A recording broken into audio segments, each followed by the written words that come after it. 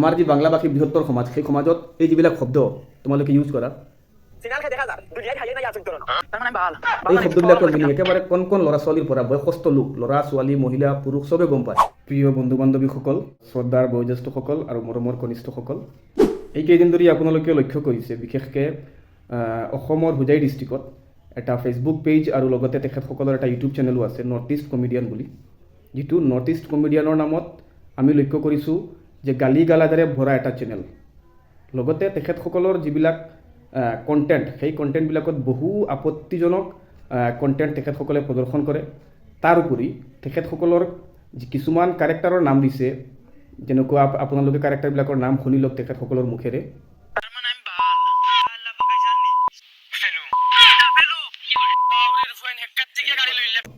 এতিয়া কথাটো হ'ল, এনেকুৱা ধৰণৰ গালি গালাজ বা এনেকুৱা ধৰণৰ নাম তেখেতসকলৰ ফেমিলিত কাৰোবাৰ তেখেতসকলে মাতে নেকি?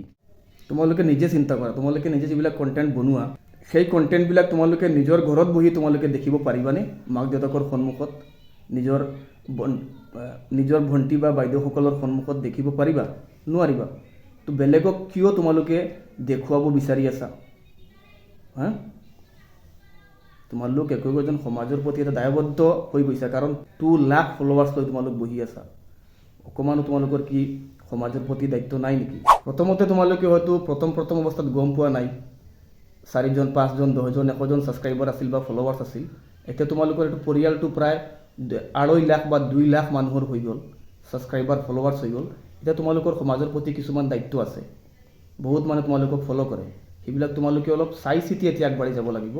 এইবিলাক গালি গালাজ লৈ আৰু অশ্লীল সংলাপ লৈ তোমালোক আগবাঢ়ি গ'লে নহ'ব। সমাজত ইয়াৰ ঋণাত্মক প্ৰভাৱ যথেষ্টখিনি পৰি আছে, সেইটো তোমালোকেও জানা। জানি শুনি বুজি টকা পইচাৰ লোভত আৰু নেম ফেমৰ অলপ তোমালোকে সেইটো লোভত পৰি গৈছা, যাৰ কাৰণে এইবিলাক এতিয়া তোমালোকে গম নোপোৱা হৈ গৈছা। তো অলপ গম পোৱা হোৱা। আমাৰ যি বাংলাভাষী বৃহত্তৰ সমাজ, সেই সমাজত এই যিবিলাক শব্দ তোমালোকে ইউজ কৰা, এই শব্দবিলাকৰ মিনিং একেবাৰে কণ কণ ল'ৰা ছোৱালীৰ পৰা বয়সস্থ লোক, ল'ৰা ছোৱালী, মহিলা, পুৰুষ চবে গম পায়। তো তোমালোকে এইবিলাক শব্দ ইউজ নকৰাকৈ নাটক কি বনাব নোৱাৰা নেকি? নিশ্চয় তোমালোকে পাৰা। তোমালোকে কি ভাবি আছা, এইবিলাক শব্দ ইউজ কৰিলে বেছি ভিউজটো বেছি আহিব, কিন্তু তেনেকুৱা নহয়। তোমালোকৰ যথেষ্টখিনি প্ৰতিভা আছে। তোমালোকৰ প্ৰতিভাৰ ফলত তোমালোকে দৰ্শকসকলক আকৰ্ষিত কৰিব পাৰিবা।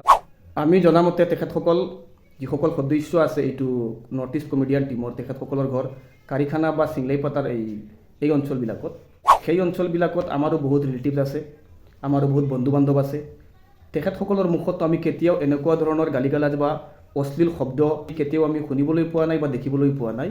আমি ইয়াৰ আগতে এনেকুৱা ধৰণৰ বহুত নাটক আমি দেখিছোঁ, আমি মনোৰঞ্জিত হৈছোঁ, মনোৰঞ্জন আমি লাভ কৰিছোঁ। এই বিষয়ে ইয়াৰ আগত উদালি আমচুৰ ফালৰ পৰা আৰু 2এজনমান আমাৰ মৌলবী সমাজৰ মৌলানাসকলে ভিডিঅ' বনাইছে, কিন্তু তেখেতসকলৰ কণ্টেণ্টবিলাকত কোনো ধৰণৰ পৰিৱৰ্তন এতিয়ালৈকে আমি লক্ষ্য কৰা নাই। তেখেতসকলে আগৰ নিচিনা ভিডিঅ' বনাই গৈ আছে। এতিয়া কথাটো হ'ল, তেখেতসকলে যদি বুজিয়েই নাপায় বা বুজাৰ চেষ্টাও নকৰে যে ৰাইজে কি বিচাৰি আছে তেখেতসকলৰ পৰা, গালি গালাজ বিচৰা নাই। ৰাইজে তেখেতসকলৰ পৰা বিচাৰি আছে নাটক। তেখেতসকলে ৰাইজক মনোৰঞ্জন দিয়ক, মনোৰঞ্জিত কৰক, আমোদ দিয়ক, সেইটো বিচাৰি আছে। তেখেতসকলৰ গালি গালাজৰ মাজত তেখেতসকলৰ যি এক্টিঙৰ প্ৰতিভা, সেইটো মই ভাবোঁ ক'ৰবাত লুকাই গৈছে। তেখেতসকলক এতিয়া মানুহে বা দৰ্শকসকলে গালি গালাজ শুনাৰ কাৰণেই যেন তেখেতসকলে ভাবে, তেখেতসকলক গালি গালাজ শুনাৰ কাৰণেই যে দৰ্শকসকলে তেখেতসকলক চায়। একচুৱেলি তেনেকুৱা নহয়। তোমালোকৰ মই কৈ আছোঁ বা ৰাইজেও কৈ আছে, যথেষ্টখিনি প্ৰতিভা আছে। গালি গালাজ কম কৰি কেৰেক্টাৰবিলাকৰ নামটো চেঞ্জ কৰি অভিনয় কৰা আৰু তোমালোক আগবাঢ়ি যোৱা। যিহেতু তোমালোকৰ চেনেলটো এতিয়া প্ৰায় 2 লাখ ছাবস্ক্ৰাইবাৰ বা ফলোৱাৰ্ছ আছে। 2 লাখ ফলোৱাৰ্ছ মানে সেই ঘৰত যদি আৰু দুজনকৈ মানুহ থাকে, তো কিমান হ'ল? প্ৰায় 6 লাখ। 6 লাখ মানুহে তোমালোকক ফ'ল' কৰে। তোমালোকক সৰু সৰু ল'ৰা ছোৱালীবিলাকে ইনস্পিৰেশ্যন হিচাপত লয়। আৰু তোমালোকে যদি এইবিলাক কাৰুকাণ্ড কৰা, তাৰ এটা বহুত ঋণাত্মক এটা প্ৰভাৱ আমাৰ সংস্কৃতিৰ ক্ষেত্ৰত, আমাৰ ভাষাৰ শালীনতাৰ ক্ষেত্ৰত আমাৰ সমাজত পৰি আছে। সৰু সৰু ল'ৰা ছোৱালীবিলাকে তোমালোকৰ এই সংলাপবিলাক, এই নামবিলাক মুখত লৈ ঘূৰি ফুৰে। এইটো আমাৰ সমাজৰ বহুত এটা লোকচান হৈ আছে।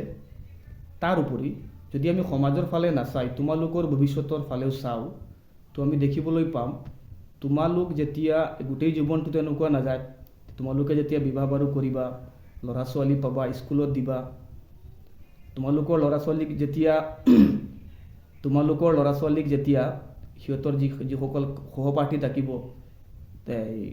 তোমালোকৰ এই কেৰেক্টাৰবিলাকৰ নাম ধৰি ক'ব অমুকৰ ল'ৰা বা অমুকৰ ছোৱালী বা আৰু যেতিয়া সময়টো আগবাঢ়ি যাব তোমালোকে যেতিয়া তোমালোকৰ ল'ৰা ছোৱালীক বিবাহ বাৰু দিয়াৰ সময় হ'ব তেতিয়া